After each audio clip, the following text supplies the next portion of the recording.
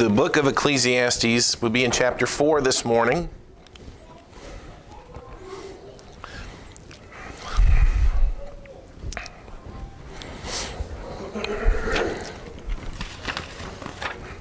Ecclesiastes chapter 4, as we've been looking at Solomon's view of life,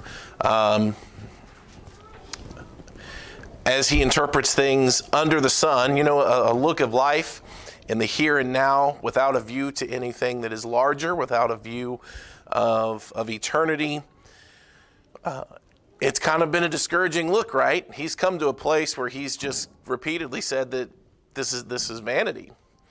He's made a pursuit to find something of lasting satisfaction, wasn't able to find it in money, in academics, in women, in gatherings and gainings. All of the things that he's tried has left him realize that there's not actually any lasting fulfillment in these things. Last week we went through chapter 3. Of course, that's the most probably familiar passage in the entire book, and we saw Solomon as he looked at the pendulum of life, and he drew a conclusion from that there's no gain, there's no net gain after it, right? If there's a time to be born and there's a time to die, if there's a plan, or if there's a time to plant and a time to reap, every action seemingly is outdone or canceled by another action. You end up with a net zero, right? You end up with no actual lasting gain. There's no lasting profit. And he comes to the conclusion, if that is so, then his view under the sun, his view of life is potentially just, enjoy the ride, right? Enjoy life as it exists, enjoy life as it is. Chapter 4, the preacher continues to observe the world that is around him, and he's going to be continually bothered by the things that he sees, okay? The idea of everything being vanity, everything being vexation of spirit is not going to change until he changes his view, until he changes his outlook. And we'll be able to see that today in chapter 4. Ecclesiastes chapter 4 verse 1 says, "So I returned and considered all the oppressions that are done under the sun, and behold the tears of such as were oppressed, and they had no comforter. And on the side of their oppressors there was power, but they had no comforter." Number one, let's talk about oppressive men. Oppressive men. Now, folks that are sensitive in every generation have been bothered and grieved to see oppression being carried out. People that are less fortunate being abused. People being taken advantage of. He sees the oppressed here as having no comforter. It says there in verse number 1, "Behold, the tears of such as were oppressed, they had no comforter." And what makes it worse is that on the side of their oppressors, there was power. Not only does he see the oppressed as not having a comforter, but he sees the oppressor as the one that has all the power, right? We see that. We see the one that is in authority or in a place of power, seemingly oppressing those that are under them. When you realize that, obviously we see people oppressed all the time, but there's almost an extra dissatisfaction when the person that is oppressed sees their oppressor as having power. That implies to them, there's not even anything I could do about this. The person that is oppressing me has all the power, has all the influence, has all the reputation. There's not actually anything that I could do to put an end to this. We read last week in chapter 3 in verse number 16, "Moreover, I saw under the sun the place of judgment, that wickedness was there."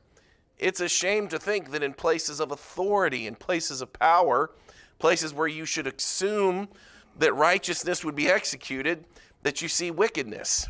He says again in verse 16 that wickedness was there in the place of righteousness, that iniquity was there. We would like to think that those that are in authority or those that have power are people that could be trusted to do right by people. And yet we often see that that's not the case. It's true that wicked men get power in this world. They use it to their advantage. There are people that are cruelly and totally oppressed. Their oppressors have power, and it feels like there's nothing that they can do about it. When you feel like you have no recourse, that plummets you. That plummets people often into despair. Notice what he says in verse 2, "Wherefore I praise the dead, which already dead, more than the living which are yet alive." Now when he says wherefore, of course, keeping the lenses on from verse number 1, that there are people that are oppressed, there are people that are done wrong, there are people that are treated cruelly, and they have no recourse, they have no way out, they have no way to overcome because those that are oppressing them have all the power. He notes that the dead are better off than the living. Death almost provides an escape from the cruelties of life. You know, there are many people that have taken and have this view of life. One of the saddest things to look at or think about are people that get to the verge of committing suicide, right?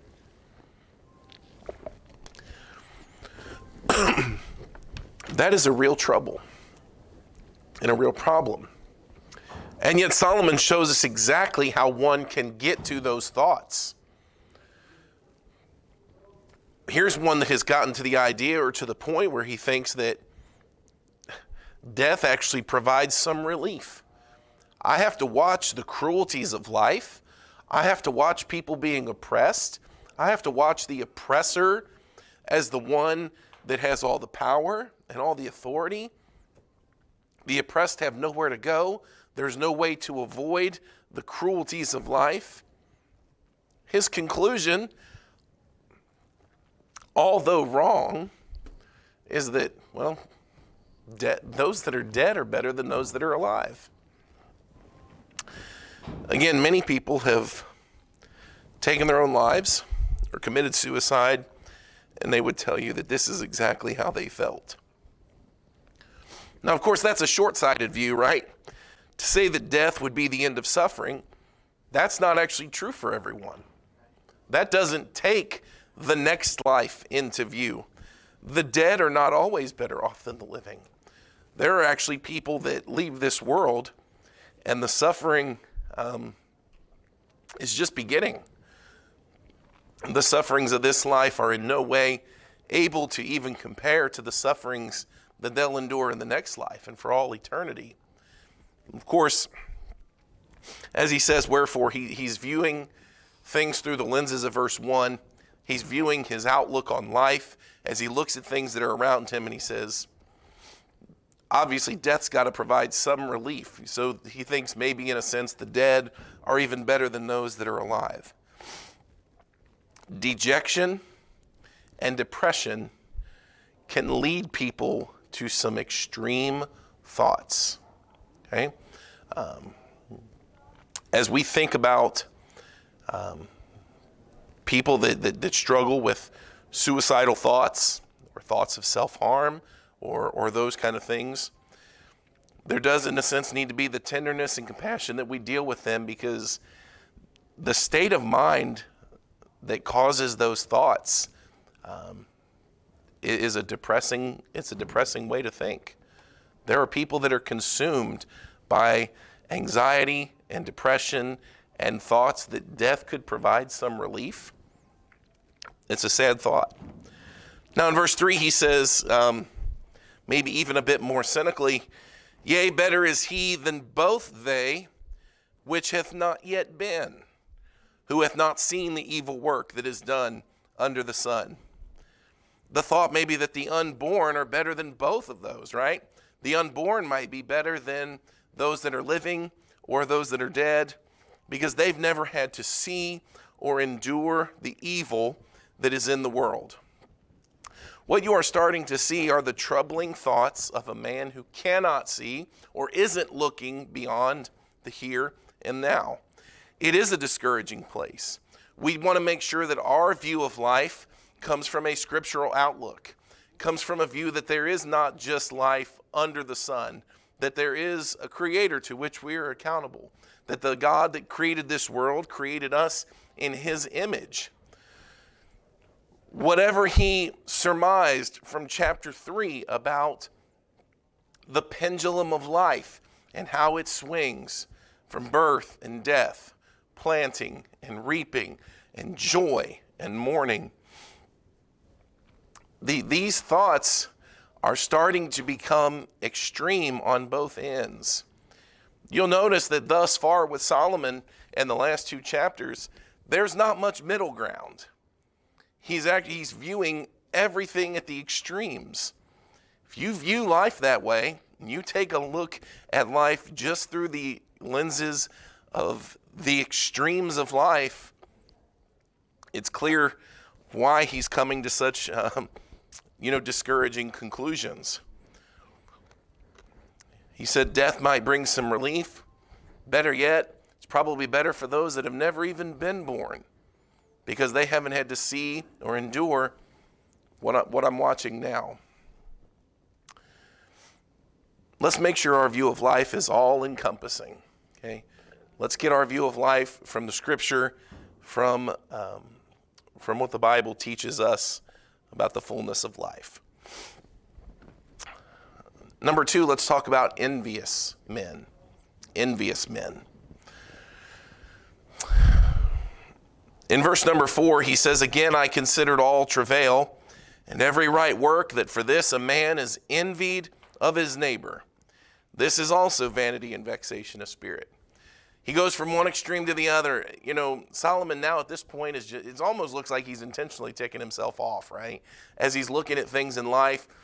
Now he's looking at a man who's worked, and he sees that the wheel of life is often propelled by a competitive spirit. A man can work and work only to be envied by another, only for another to try and outdo him, only for another to be jealous, only for another to try and keep up. He sees life as this working, and yet you turn right around and somebody competitively is always trying to outdo you. Someone's trying to surpass you. Someone's trying to one-up you.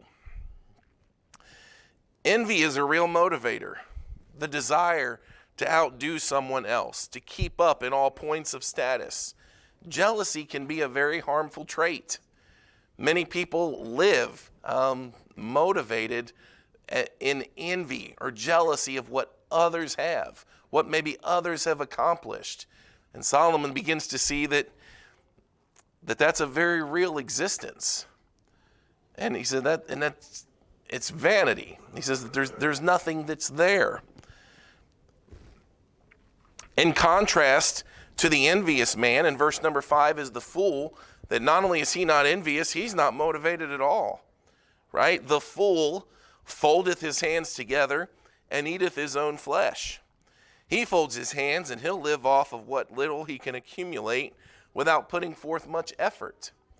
Again, Solomon is now starting to see everything just in the extremes, right? The man that works, and there's envy and there's jealousy.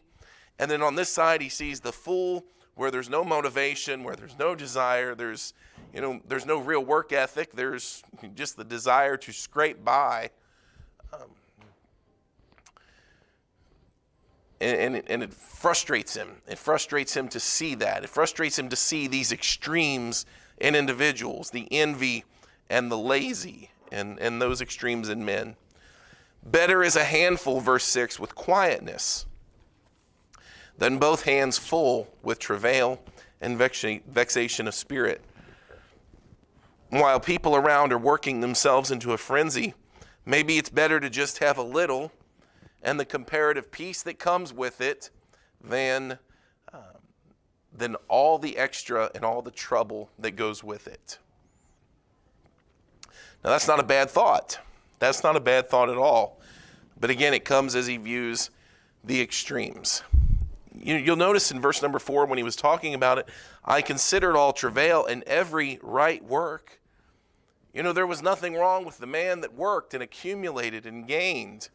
But when you narrow down man to just the extremes of envy and laziness, yes, that is an empty thought line.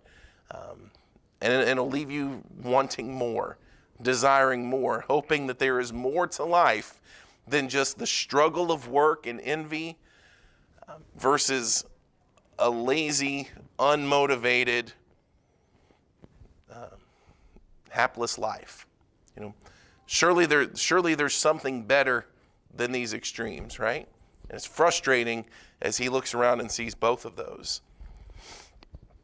Number 3, he talks about lonely men. He says, then I returned and I saw vanity under the sun. There's one alone, and there is not a second. Yea, he hath neither child nor brother, yet is there no end of all his labor. Neither is his eye satisfied with riches. Neither saith he, for whom do I labor and bereave my soul of good? This is also vanity, yea, it is a sore travail. If you thought that it was silly to watch the last episode, he looks now and he sees a guy that he views as infinitely more vain or silly, just empty. The guy that works and he accumulates, but he doesn't mention yet that this he's alone. He's not married. He doesn't have any children. He's an only child. He doesn't have any brothers. So you would think that someone in his state would work and accumulate and would provide for his own existence and would be content therewith. But that's not what he sees in this guy. He sees that though this guy has no child, he has no brother, but there is no end of all his labor. Neither is his eye satisfied with riches. Like, he never stops working. His life, he doesn't have anything else to dedicate it to, so he dedicates himself to his work. He lives for the next job. He gains and he gains, and yet it never enters his mind to ask the question, what am I doing all this for? I don't have anybody to leave this to. When I die, when I leave this world, what's going to become of all this? We work, and I think all of the adults here are basically in the same situation. We work, we provide for our family. If something were to happen to us, the things that we've accumulated, I think we understand, what? Our children would carry those things on. There would be something left, at the end that, if we die and we haven't spent it all, there's somebody there that may benefit from that. Someone's like, this guy doesn't even have that. And he doesn't even think, how much do I need? How much is too much? Because this guy's alone.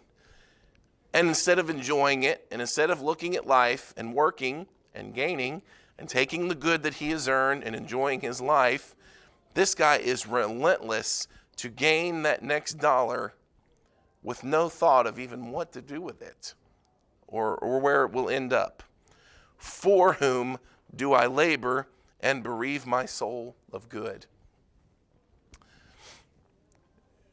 There are some people that work and they work and they work and they bereave their soul. They bereave themselves of enjoyment in this life. But at least they have the motivation that, I'm working to provide for my family, or I'm working to provide a better future for my kids, or I'm working to put my kids through college. There are people that bereave themselves of good to the benefit of another. So I'm like, but not this guy. This guy doesn't even have that going for him. Why is he bereaving his soul of good and the enjoyment of his accomplishments when there's nobody to leave it to? So beginning in verse number 9, what he has seen leads him to develop 4 illustrations of why fellowship, partnership, or not being lonely is better. In verse number 9, he says, 2 are better than 1 because they have a good reward for their labor. 2 are better than 1 because they have a good reward for their labor. Working in cooperation is more efficient, right? 2 guys can get done more what 1 guy can do by himself. If the end goal is to get the most amount done, well, it's better to have help. Two guys can do a lot more together than one guy can do alone. In verse 10, he says, "For if they fall, the one will lift up his fellow." What happens if there's an accident on a job? What happens if a guy falls off the ladder? And I think that's the intent here as he's talking about work, and he speaks of them falling. Well, if somebody falls, there's somebody there to help lift up his fellow. Woe to him that is alone when he falleth, for he hath not another to help him up. Man, if something happens to you, if there's some kind of accident or some kind of mishap or harm befalls you, you better hope somebody's close. You better hope that there's a friend or someone to help. Verse 11, "And again, if two lie together, then they have heat, but how can one be warm alone? In the cold there can be warmth if two people could huddle together. And if one prevail against him, two shall withstand him." You know, if one guy is alone and a thief comes to attack or a thief comes to rob, a thief is likely to choose someone that he could overpower. And one guy on his own is probably easily overcome. But if I have a buddy with me, surely the two of us could take on one. And that's the thought there, that as he's watched a man who is alone, and what he has seen is the extreme of a man that just lives and he works and he works and he works, and he has nobody to leave it to, and he's deprived himself of the joys of life and any enjoyment in this world, really for no reason. He's come to the conclusion that there's a better life than that. There's got to be something better. Surely there's someone that you can have fellowship with and that you can partner with. We should pray. I think we should pray for lonely people. That's one of the more discouraging aspects of life, is the loneliness that people endure when there's nobody that's there for them. Some people are lonely by choice. That is their nature. They don't have many friends. They don't like to be around people. There are some people that are lonely that would probably rather not be. And maybe it's because they've experienced the loss of someone that was close, of a dear friend or even a spouse, you know, as we've seen over the last year a couple of different times. The loneliness that comes with that. In the loneliness of night, when that person is not there, it hurts. And Solomon can see, and it takes him no time to deduce by looking at this man that, you know, this loneliness thing is not a benefit to man. Man is often and always better off to have fellowship, to have someone that can share. And so two are better than one. So the lonely man, is again just brought him to the thought that no, that's not it. There's something that's missing. There's got to be something better than this. Number 4, how about powerful men? Verse 13, "Better is a poor and a wise child than an old and foolish king who will no more be admonished. For out of prison he cometh to reign, whereas also he that is born in his kingdom becometh poor." Solomon describes a king who has overcome poverty, overcome prison to become king. Now that's a great story, right? That would be an amazing story of someone that has overcome such lowness in life to achieve a great height. And yet now Solomon sees, though, that this man, in verse number 13, he's old and foolish. He's overcome those things. He overcame prison, overcame poverty to reign. He's king now. But, man, this king, he doesn't listen. He's unteachable. He's unreachable. You can't talk to him. He won't listen. And it leaves him to think that, you know, you'd actually be better off being poor and being a child than to achieve the great heights of life, but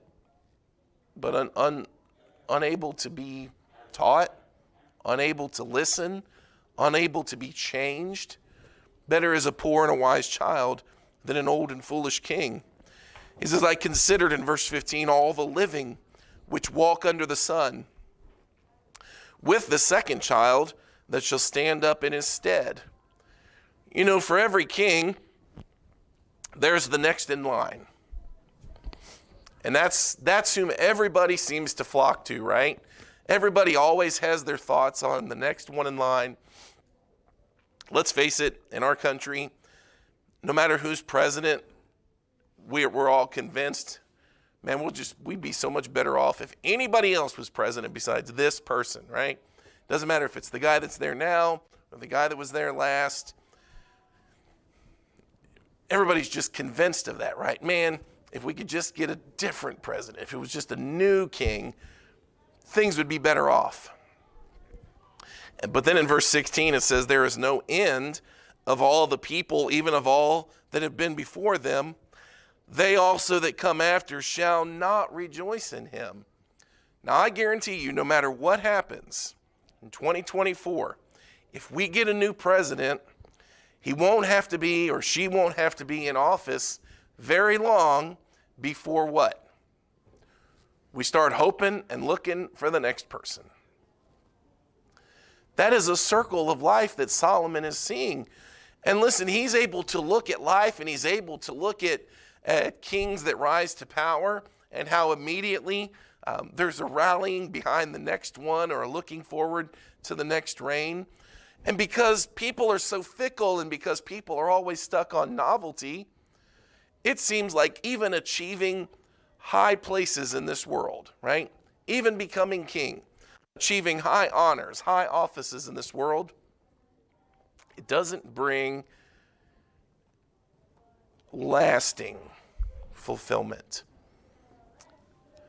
There are people that have died kings over nations and empires and have died unfulfilled and unhappy. Alexander the Great, weeping that there were no more worlds to conquer. Surely this also is vanity and vexation of spirit. You know, as Solomon looks around and he sees all the different courses of men, and he sees the oppressor and he sees the oppressed, and he sees the envious man and he sees the lazy man, and he sees the one that is lonely versus the one that has a friend, and he sees the king and he sees the fickle people that are always in hopes of the next king. He again sees all that this world has to offer, all walks of life, all men, all things that are done under the sun, and he just continues to come to the same conclusion, that in this world, without a view of something greater, life that is only taken with lenses that look on the here and the now and on what's going on in this world, doesn't leave man much fulfilled.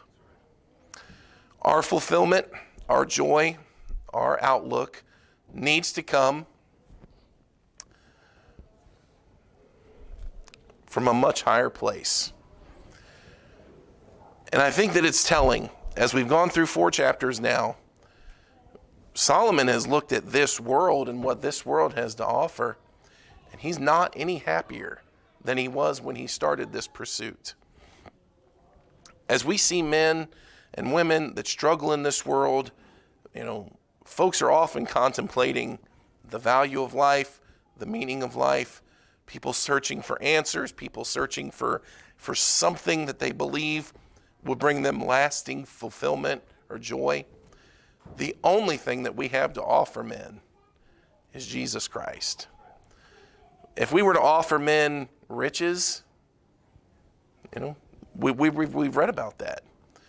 Maybe we could offer men friendship or companionship. Sure, it's a benefit. That's surely better than being alone, and yet it's still not what brings that ultimate fulfillment and satisfaction. Only a view of life that is taken beyond this world, beyond what's in the here and now, produces those things. All right, let's close. Father, we're grateful to come. We're thankful to be here today.